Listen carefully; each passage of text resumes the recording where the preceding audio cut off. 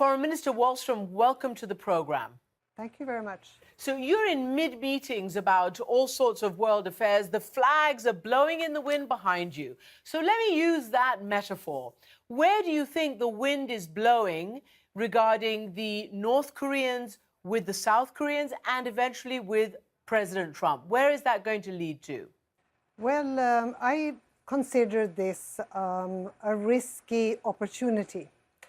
The fact that there will be a summit meeting between the two, because normally you would prepare such a process during a long time, and then a summit would be sort of the end of such a process, and hopefully with a very good result that has been guaranteed through the negotiations. This is a kind of the reverse, but so I think it can be risky, but also a groundbreaking result, of course, and let's hope for the best. Okay, so let me ask you then to outline the risks and then the opportunity. Why is it worth taking this risk, and what specifically are the risks?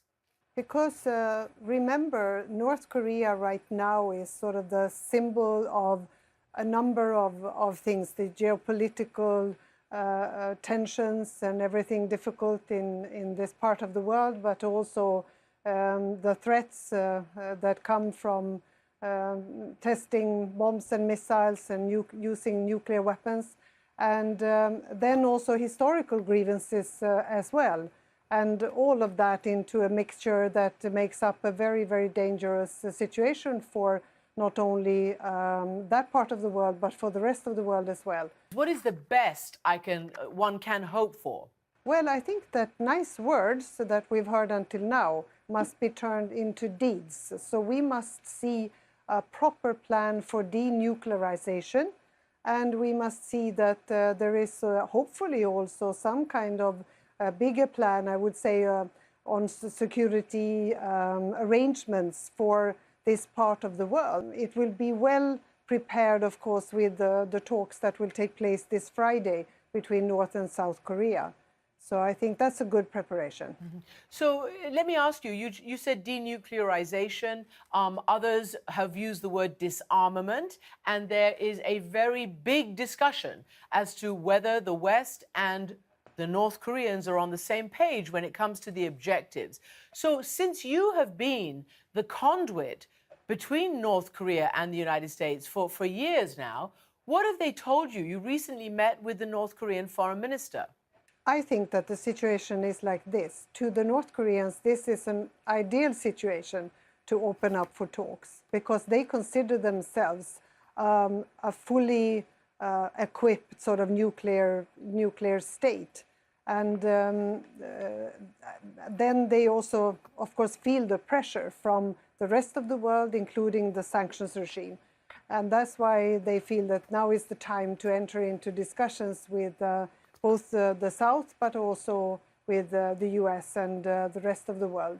So there are many, including Australia and Japan, but there are many others, including inside the United States, inside the Trump administration, who believes that it's possible that North Korea could be laying a trap, that it could be saying all the right things, but has no intention of actually disarming and wants to be taken as a nuclear power and have a détente with the West, come up with some kind of containment or deterrence regime, and at the same time have the sanctions removed. Are you worried about that being the case from the North Koreans' perspective? Well, as I said, I think that this the test of all of this lies in how willing they are to really do what they have said, and that they said that they wanted to do. So it's all in a plan that must be worked out, and in all its details. And this is where I think the rest of the world also has to engage, and to make sure that we have control regimes and that we can supervise any process from now on. So I think this has to be done very carefully, and normally a process or a summit would be the end of such a long process in preparing. But now maybe the summit will come first, and then we'll we will have to do all the work. Well, it is. That's why I call it a risky opportunity. Yes, and it is very, very unusual, all the rhetoric around this issue and, as you say, the summits. You know, when I spoke to you last, it was at the United Nations, the big meeting in September, and you said to me at the time, I don't think that a war of words will de-escalate the crisis, remembering that President Trump really let fly at North Korea from the podium in the building that you're in right now. So I just want to play you these contrasting words from President Trump over the last 7 months. North Korea best not make any more threats to the United States. They will be met with fire and fury like the world has never seen. There is a bright path available to North Korea when it achieves denuclearization in a complete and verifiable and irreversible way. It will be a great day for them. It will be a great day for the world. So do you think, in a weird kind of way, that this hyper sort of tension that we all felt over the last several months has led to this? Or what do you think has led to this, at least beginning of a diplomatic opening? A number of things have led to this situation. The engagement of the Security Council, the decisions by the Security Council, and also, for example, the European Union introducing tougher and tougher sanctions. So that means that today we have the toughest of all sanctions regimes against North Korea. The interest of the rest of the world, the debate that has been taking place, the measures that have been taken by South Korea to stretch out a hand and also realize the risks of if this escalates into the use of nuclear weapons. Nobody wants that.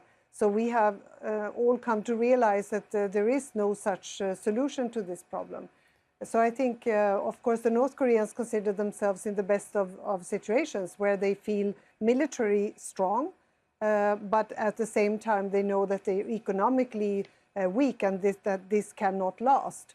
And they need a solution. And then the political will and leadership by, for example, South Korea, wanting to engage and finding small steps forward to increase confidence and do confidence building, but also having a very practical way forward. I want to talk about feminism and the way you put women's rights at the heart of Sweden's foreign policy. Well, I think they have to realize, both men and women, that gender equality is not a women's issue. It is a peace and security issue.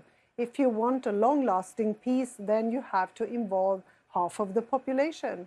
And I think that we have tried to show how it can be done. We try to, every time in the Security Council, ask the question, where are the women? Are they around the table where peace negotiations are being negotiated or signed?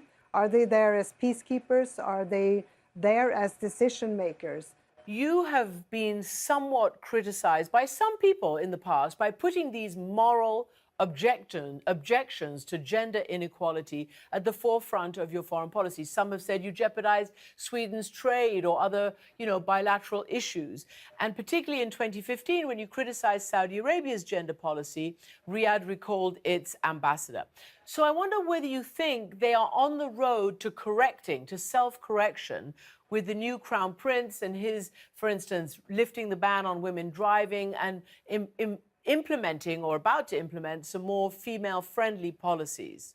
We welcome every change that will show that countries around the world see this as a universal human right, that women enjoy the same rights as men. And I think it is important that also small steps are taken to demonstrate that this is the direction, because women will also fight for the rights in Saudi Arabia and in many other countries where they are not as advanced or has come as far as we've done in my home country. But it is not moralism. I really think it is about these very practical tools and instruments that checks on the discrimination against women, that allows them to enjoy the same rights as men, but also make sure that they can have a say and that also budgetary means goes to women's and girls' needs as they do to men and boys. Foreign Minister Margot Wallström, thank you so much for joining us from the UN. Thank you. Thank you very much. All the best.